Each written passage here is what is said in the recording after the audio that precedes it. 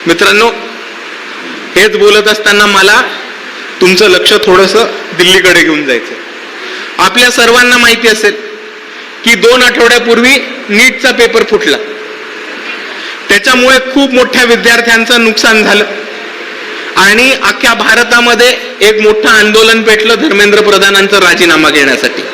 त्याच आंदोलनाची भूमिका ही सम्यक विद्यार्थी आंदोलन आणि वंचित बहुजन आघाडीने मुंबईमध्ये सुद्धा वाजवली होती आणि मुंबईमध्ये सुद्धा आंदोलन केलं होतं। आपण धर्मेंद्र प्रधानांचा राजीनामा मागतो, आपण नीटच्या वरती आंदोलन करतो आणि त्याच्यावरती काही तोडगा सुटेल तेवढ्या आतमध्ये आज बातमी येते की टीईटीचा पेपर फुटतो।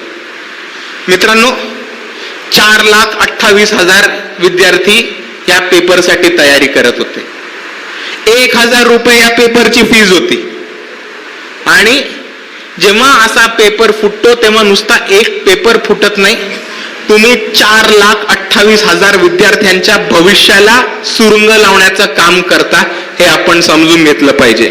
आणि ज्या पद्धतीने भारतामध्ये केंद्र सरकारमध्ये धर्मेंद्र प्रधानांचा पेपर फुटीसाठी राजीनामा मागितला जातो, त्याच पद्धतीने आज वंचित बहुजन आघाडीकडनं आम्ही ही मागणी घेतो की जर आज महाराष्ट्रामध्ये टीईटीचा पेपर फुटत असेल तर संबंधित शिक्षण मंत्री दादा भुसे यांनी सुद्धा राजीनामा दिला पाहिजे आणि विद्यार्थ्यांचं भविष्य हे सुधारलं पाहिजे।